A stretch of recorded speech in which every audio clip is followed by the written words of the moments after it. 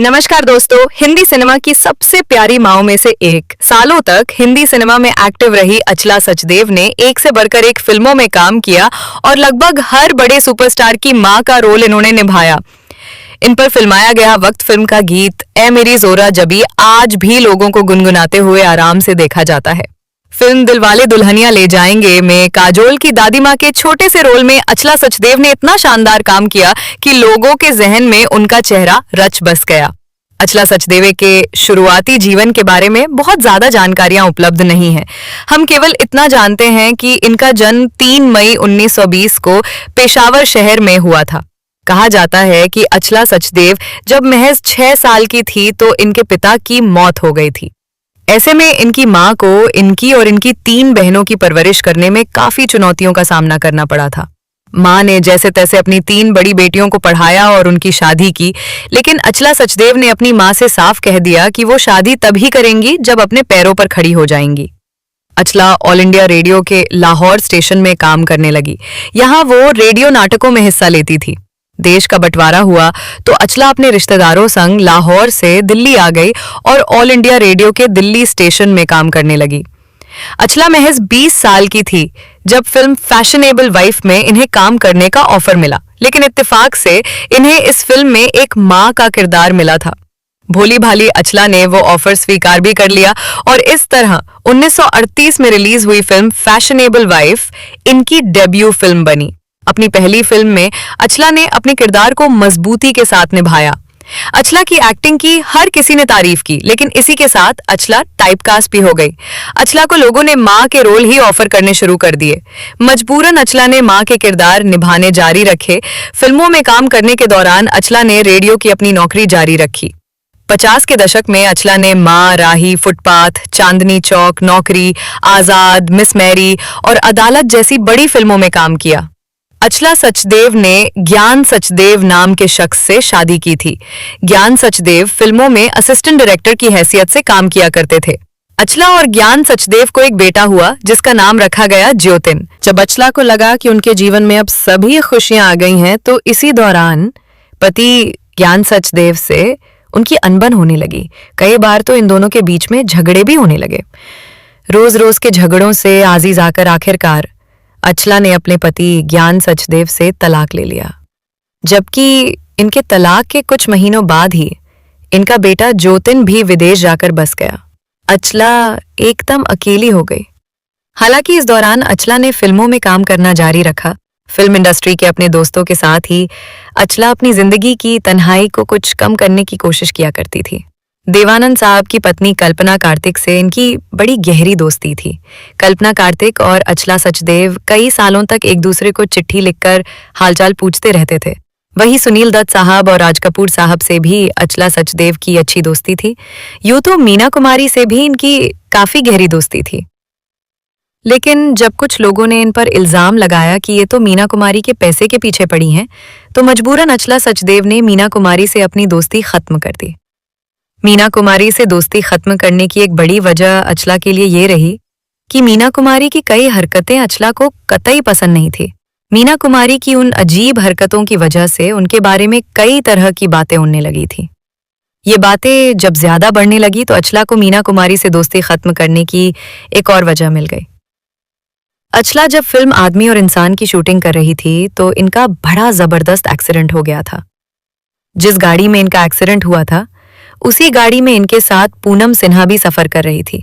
हालांकि तब तक पूनम सिन्हा की शादी शत्रुघ्न सिन्हा से नहीं हुई थी। गाड़ी आराम से अपनी चाल चली जा रही थी कि अचानक ड्राइवर को एक तेज नींद का झोंका आया और गाड़ी तेज रफ्तार से एक पेड़ से जा टकराई। पीछे एक दूसरी कार में सायरा बानो और उनकी मां नसीम बानो आ रही थी।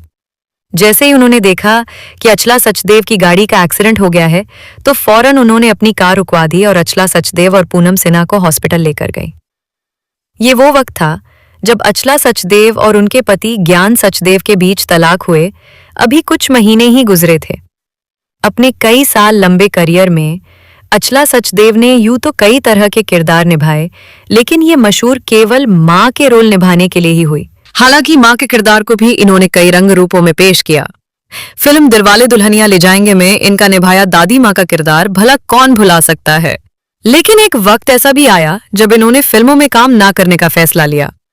फिल्मों में काम ना करने का फैसला लिया था इन्होंने एक नाराजगी के चलते। दरअसल फिल्मों की शूटिंग के दौरान अचला सचदेव तो वक्त से सेट पर पहुंच जाती थी, लेकिन हीरो हीरोइन अक्सर लेट आते थे। ऐसे में डायरेक्टर पहले हीरो हीरोइन के सीन शूट करता था और इस वजह से इन्हें काफी इंतजार करना पड़ता था। अचला इसी बात से परेशान थी और आखिरकार इन्होंने एक दिन फिल्मों में काम न करने का फैसला कर लिया। अचला सचदेव की निजी जिंदगी की बात करें तो ये तो हमने आपको पहले ही बता दिया कि इनकी पहली शादी नाकामयाब रही और पहले पति से इन्होंने तलाक ले लिया था। फिर सालों बाद इन्होंने दूसरी शादी की क्लिफर्ड डगलस पीटर्स नाम के एक विदेशी से। क्लिफर्ड से इनकी मुलाकात यश चोपड़ा की एक फिल्म की शूटिंग के दौरान हुई थी। उस वक्त अचला अकेले जिंदगी गुजार रही थी और क्लिफर्ड की पहली पत्नी दुनिया छोड़कर जा चुकी थी, तो वो भी किसी साथी की तलाश में थे। पहली ही मुलाकात में अचला और क्लिफर्ड एक दूसरे को पसंद करने लगे थे। क्लिफर्ड से शादी करने के बाद अचला उनके साथ पुणे आ गई। दरअसल पुणे के भौसारी इलाके में क्लिफर्ड की एक फैक्ट्री थी जिसका नाम था मॉरिस इलेक्ट्रॉनिक्स। यहां कुछ वक्त बिताने के बाद अचला सचदेव अपने पति क्लिफर्ड के साथ हड़पसर में रहने के लिए आ गईं। हड़पसर आने के कुछ साल बाद पीटर की मौत हो गई और अचला जी एक बार फिर से अकेली हो गई। बढ़ती उम्र जब इनके शरीर पर हावी हो गई तो इन्होंने जनसेवा फाउंडेशन नाम की एक संस्था को अपना फ्लैट इस शर्त पर दान कर दिया कि जब तक वो जिंदा हैं तब तक जनसेवा फाउंडेशन को उनकी देखभाल करनी होगी। जनसेवा फाउंडेशन के साथ ये करार किए अचला सचदेव को अभी 5 साल का वक्त ही हुआ था कि साल 2011 में एक दिन ये अपनी रसोई में फिसलकर गिर गई और बुरी तरह से घायल हो गई। इनके एक पैर में फ्रैक्चर हो गया और सिर में भी काफी चोट आई। सीटी स्कैन में पता चला कि इनके ब्रेन में कई जगह खून के थक्के जम गए हैं। अस्पताल में इलाज के दौरान ही ये पैरालाइज की शिकार हो गई और इनकी आंखों की रोशनी भी चली गई। और आखिरकार 30 अप्रैल 2012 को 91 साल की उम्र में अचला सचदेव ने इस दुनिया को हमेशा के लिए अलविदा कह दिया।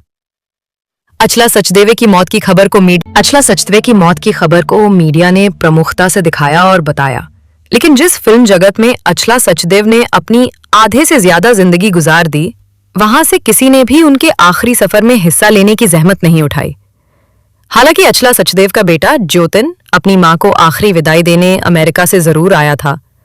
अचला के आखिरी सफर में उनके कुछ रिश्तेदार और दोस्तों को मिलाकर कुल 40 लोग शरीक हुए थे। अमिताभ बच्चन और एकता कपूर ने अचला सचदेव को श्रद्धांजलि जरूर दी, लेकिन किसी और ने तो अचला सचदेव को याद करना तक गवारा ना समझा। अपनी ग्रेसफुल स्माइल से हिंदी सिने प्रेमियों को मां के रिश्ते की खूबसूरती दिखाने वाली अचला सचदेव जिंदगी के आखिरी पलों में अकेलेपन से जूझती रही और अकेलेपन से लड़ते हुए ही जिंदगी से पीछा छुड़ाकर भी चली गई। अचला सचदेव जैसी दूसरी अदा फिर कभी बॉलीवुड को नहीं मिली और कभी मिल भी नहीं पाएगी। तो दोस्तों, ये थी हमारी खास पेशकश बॉलीवुड की दिग्गज एक्ट्रेस अचला सचदेव के बारे में, जिनकी जिंदगी जितनी खूबसूरत थी उतनी ही फिल्मी भी। अगर आपको ये वीडियो पसंद आया हो तो हमारे चैनल स्टार मनोहर राहौर को सब्सक्राइब करना बिल्कुल मत भूलिए और हाँ, बेल आइकन दबाइए ताकि अगली दिलचस्प कहानी आपसे मिस ना हो जाए। मिलते हैं एक और स्टार की अनसुनी कहानी के साथ। तब तक के लिए नमस्कार।